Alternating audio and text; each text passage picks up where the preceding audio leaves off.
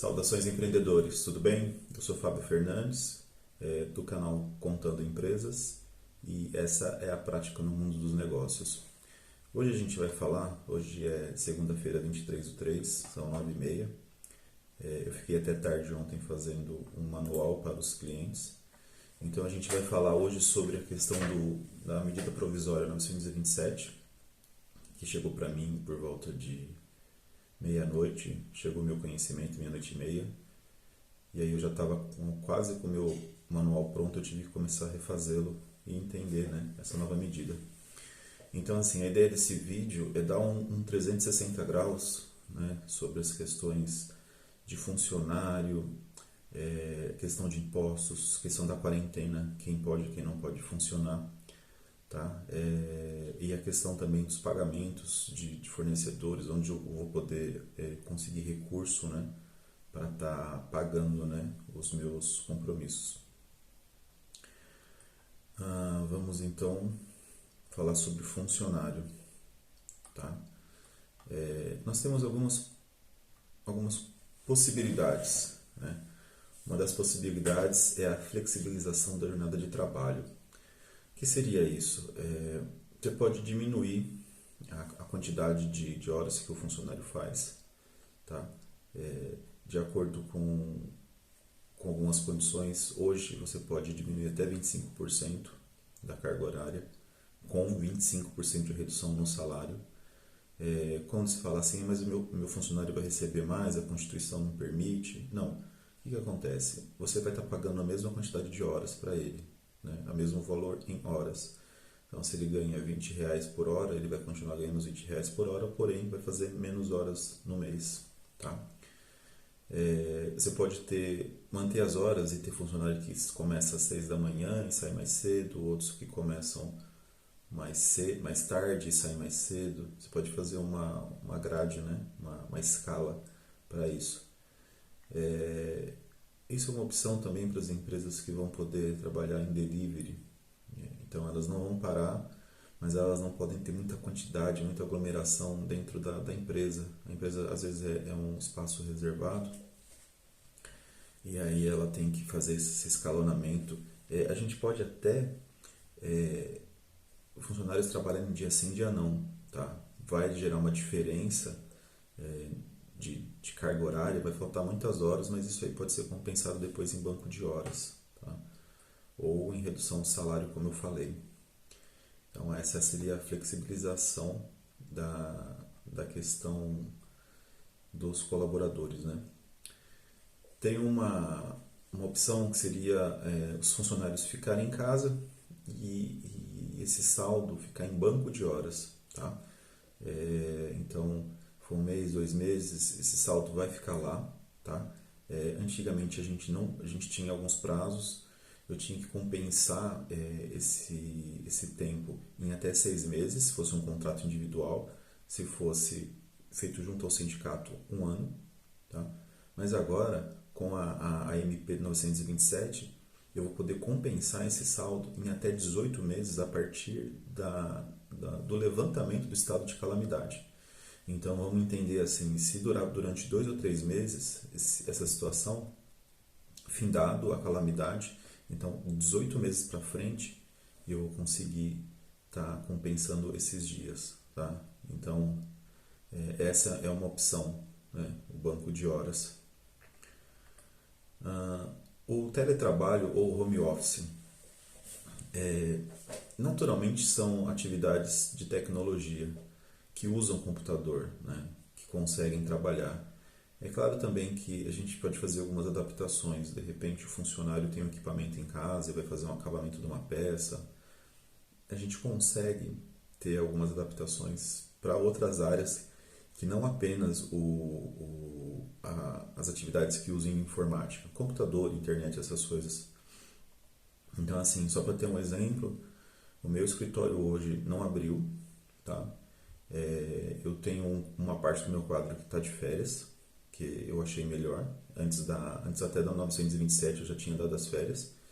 E aí eu tenho algumas colaboradoras em home office. eu disponibilizei o chip celular do escritório, né? A gente tinha uma linha telefônica que era celular, que ficava acoplada ao PABX.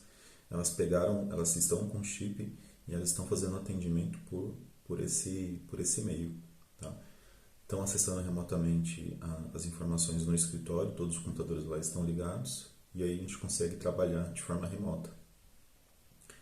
É interessante entender que essa questão do teletrabalho tinha uma regra dizendo que para o retorno teria que ter 15 dias de aviso, mas nessas condições a gente vai ter essa flexibilização de, na verdade, assim, acabou a quarentena, a gente pode voltar a trabalhar, esse contrato pode voltar a ser local, tá?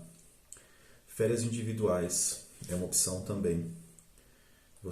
Que eu fiz com algumas funcionárias, tinham férias vencidas e a gente deu as férias de 30 dias, tá? Então, o que acontece? A concessão existia 30 dias para você avisar que você ia colocar o funcionário de férias. A gente acabou ignorando isso na sexta-feira, antes até da MP, da MP 927, medida provisória. E aí nós concedemos férias com 48 horas de aviso, né, avisando que a partir de segunda elas estariam de férias. Foi até engraçado porque a gente antecipou uma situação que a lei mesmo veio a editar. Então agora hoje você pode dar férias para o seu funcionário que tem período vencido com até 48 horas de antecedência. Então você comunicaria ele hoje, segunda-feira, dia 23, que a partir de quarta-feira ele já estaria de férias, tá? E aí a dúvida é como pagar essas férias se meu caixa não estava com previsão desse valor. Você vai ter até o 5º dia útil de abril, que é o mês seguinte, para pagar essas férias. Então houve uma prorrogação do prazo. Normalmente o funcionário saía de férias já com dinheiro no bolso.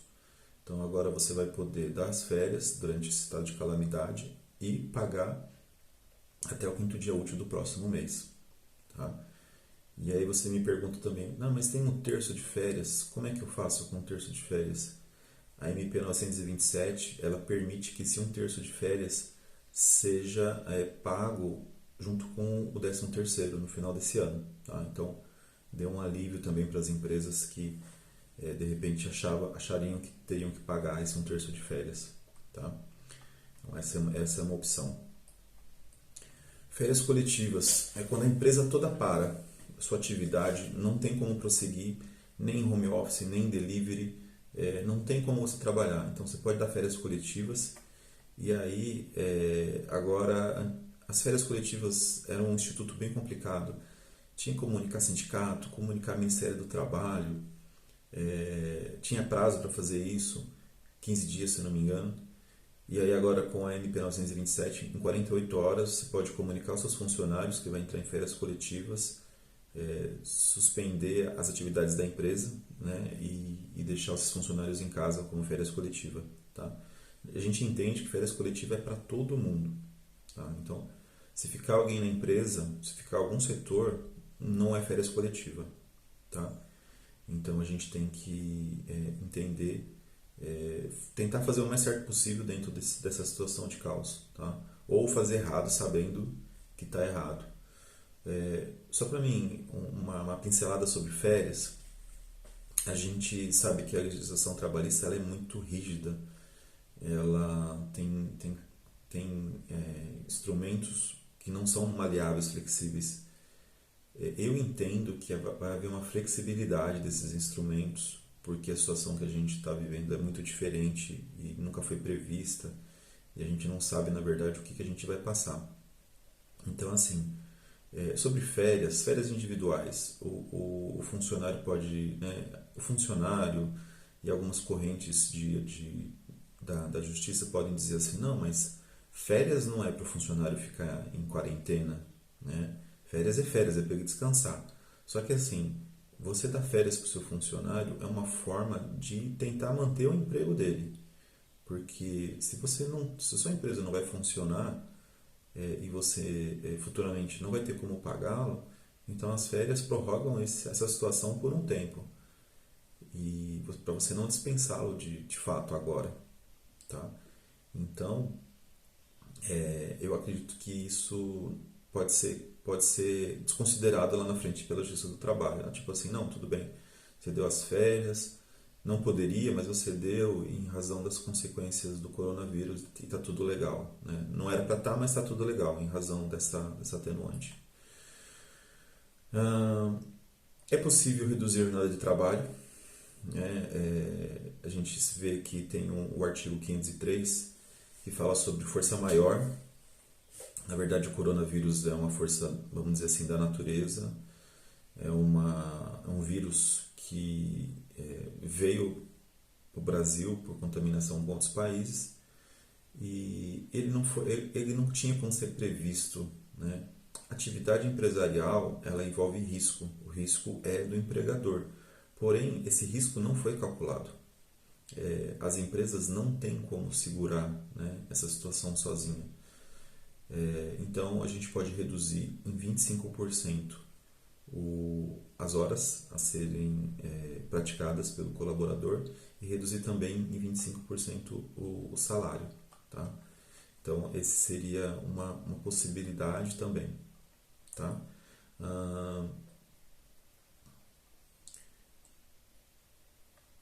E a gente já viu o sindicato de eventos. O sindicato de eventos mandou uma norma dizendo que um acordo, né, entre o sindicato das empresas e dos empregadores, dizendo que poderia reduzir até 50% do salário, porém os funcionários ficariam em casa e garantiriam emprego. Então, na verdade, a gente sabe que o setor de eventos implodiu. Não tem como ter evento, aglomeração de pessoas.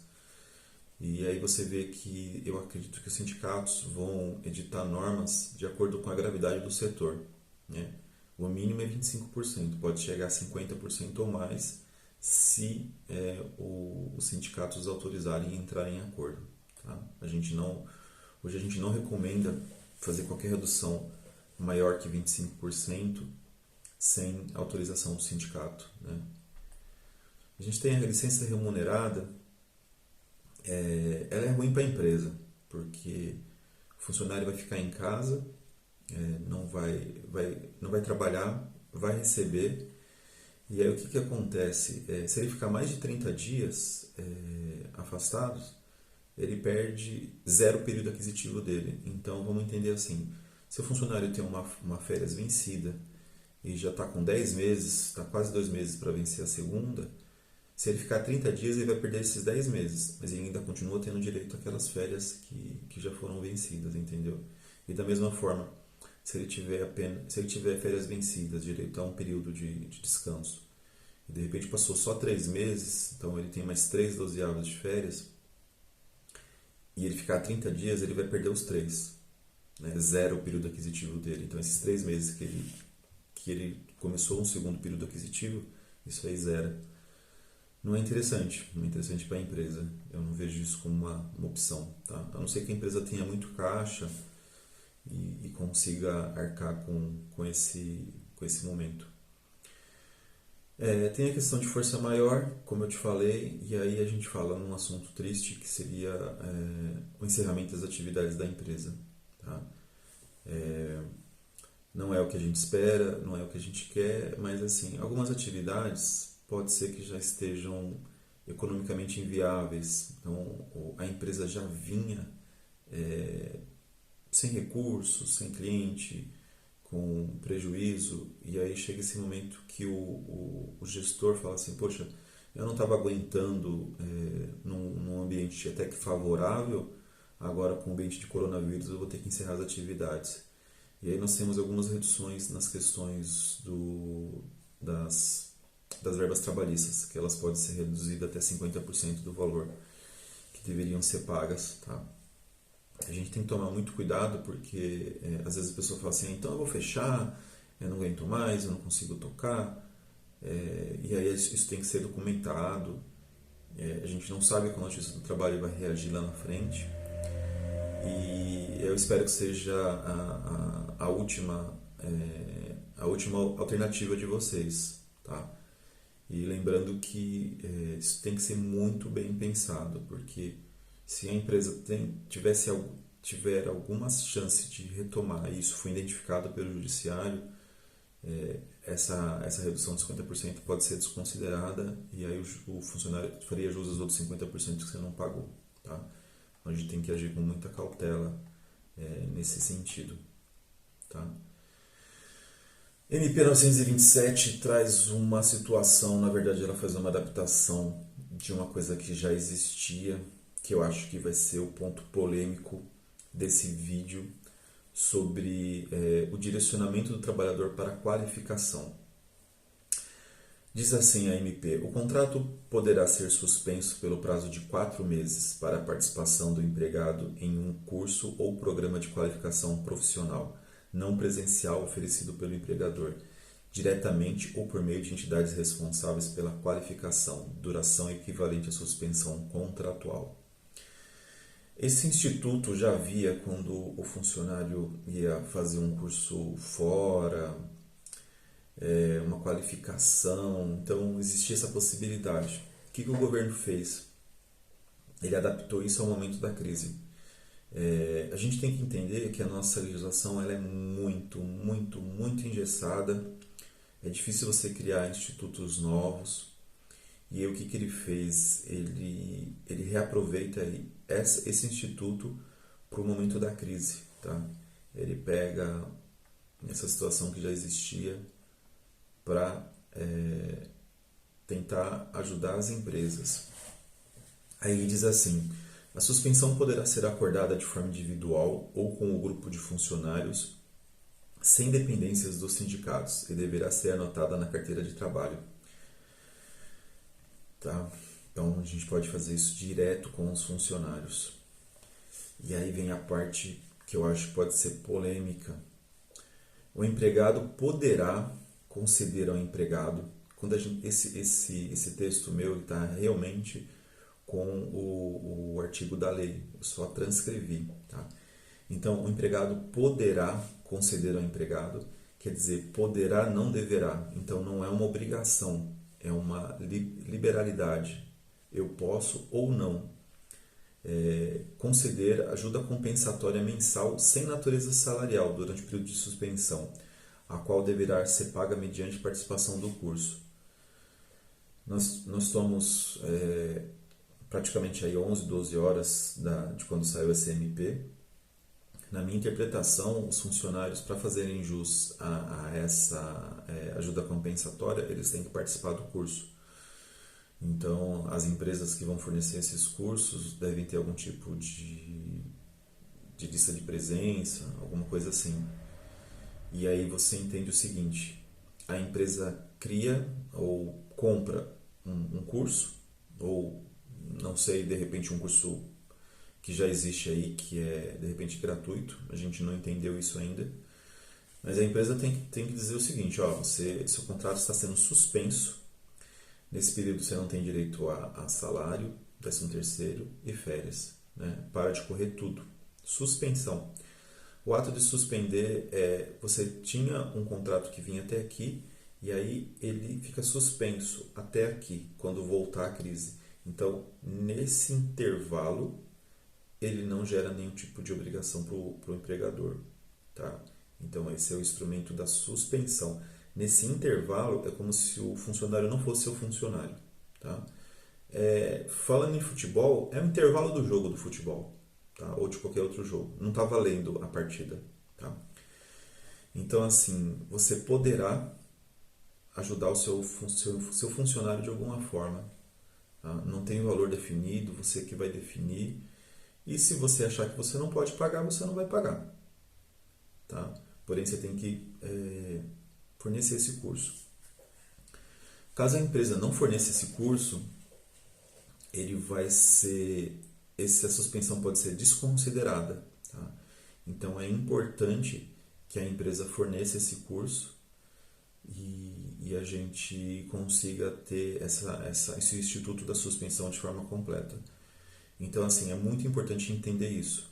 Você tem que comunicar ao seu funcionário da suspensão. Você tem que indicar o curso que ele vai fazer. Isso tem que ser monitorado por vocês. Tá? Eu acho que acredito que vão ter empresas fornecendo isso de forma gratuita ou de forma paga, a gente não sabe ainda, é uma coisa muito nova. O seu funcionário tem que participar desse curso, tá? Então é importante que quem for fornecer tenha algum tipo de controle de que foi mandado no e-mail pessoal dele, ele visualizou, ele foi avisado que as aulas já começaram e ele não participou de nenhuma. Todo tipo de controle para não ser derrubado lá no Justiça do Trabalho essa situação. E aí, caso ele participe, você poderá pagar uma ajuda de custo para ele, tá? É, eu acho que isso ajuda as empresas, porém não ajuda os colaboradores. Eu vou fazer uma pausa do que eu acho que deveria ter sido feito pelo governo. Tá? Eu não sei se o governo tem dinheiro para isso, mas eu entendo que deveria ter uma suspensão dos contratos de trabalho, porém com pagamento de seguro-desemprego. O governo pagaria para os seus funcionários ficar em casa. Tá? Essa seria a melhor situação. Porque, assim, eu poderei pagar, né? Quer dizer, eu tenho um funcionário que ganha R$ 1.500, eu vou pagar quanto para ele? 200, 300? Não vou pagar nada?